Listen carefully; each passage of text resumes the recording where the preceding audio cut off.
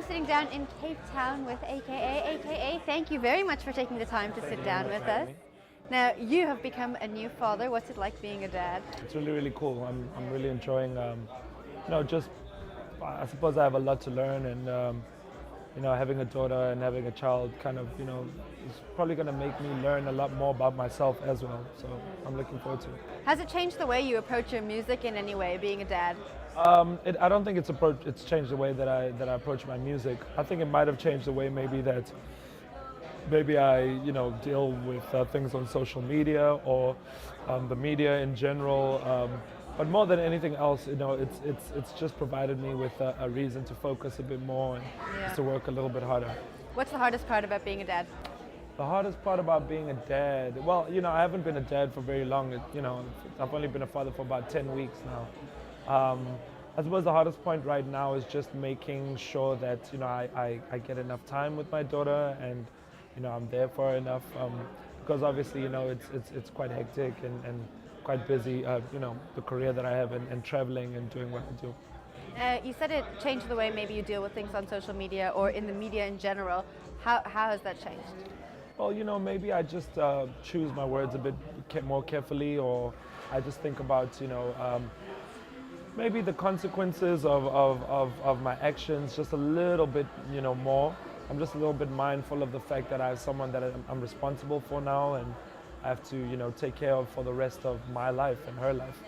Now, I know over the past couple of months, a lot of people have been watching your Twitter account to see what you're going to say next. Has this maybe changed how you approach some of these, arguments you've gotten into on social media with other rappers in the industry?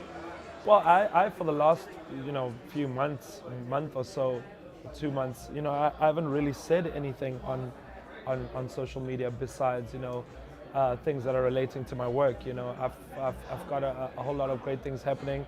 I've been nominated for the European Music Awards, for the MTV EMAs.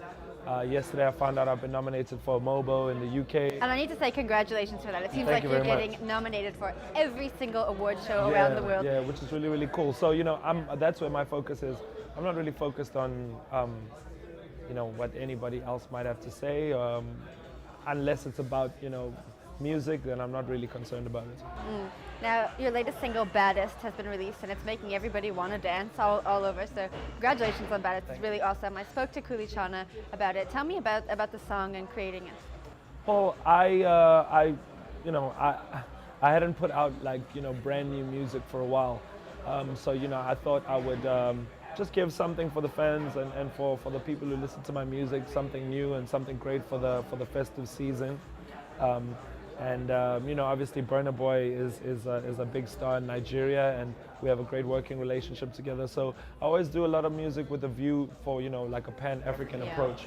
So he jumped on the song. Chana I haven't made a record with in a while, so I thought that would be cool if I could have him on the song.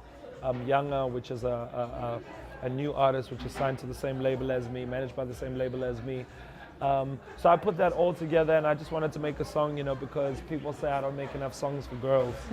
So I wanted to make a song for, not just girls, but for people who might be in love, or people who might, have a significant other, and just a song for them to celebrate, that kind of chemistry. Can we expect more songs like that in the future? Time will tell. It all depends. Now, okay, speaking of new music, we have to talk about Composure. Yeah. What was going through your head? What was going on for you when you sat down to lay down that freestyle? Well, basically, I just wanted to just chronicle everything that had been going on in my life, with regards to music or things that, were happening in my own personal life. The media has kind of made it some sort of diss track or whatever, but that wasn't, if you look at how much other stuff I say in the song compared to what relates to that situation, it's actually just a song about, where I am in my life right now and things I was going through and things that I was thinking about. So it's not a diss track? No. What about people on the internet, the media, I guess, making a big deal about Casper's response? What did you think of that? I didn't think of it. You didn't think of it? Did you listen to it? No. Not? Really? Well, then I guess you have a good head on your shoulders.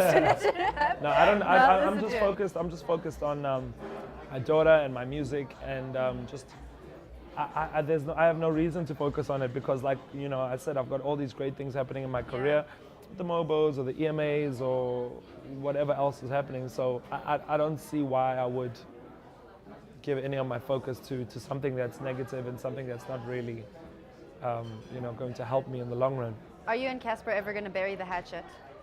It depends. I think you'll have to ask him, or, you know, you'll just have to see how time goes, how it goes on. Now I have to ask you on the topic of all of these rumors and you staying being more conservative on social media. How do you deal with all of this drama? I mean, you're in the headlines a lot for the things you say, the things you do. Everyone's watching you with a magnifying glass. How do you deal with that? How do you keep a head on your shoulders? I suppose it's about priorities. You know, you have to remember what's important. And right now, like I said, the most important thing is my daughter, and the most important thing is my career and my fans and my music and my family.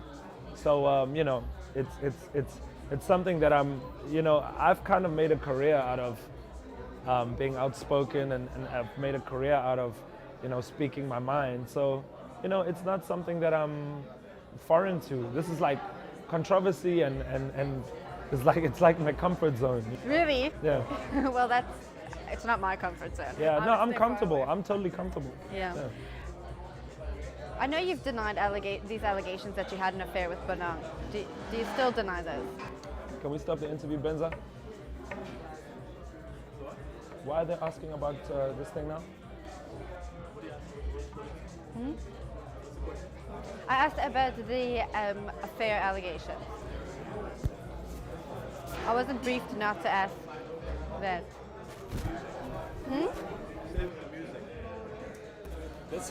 Benza, let's talk outside quickly.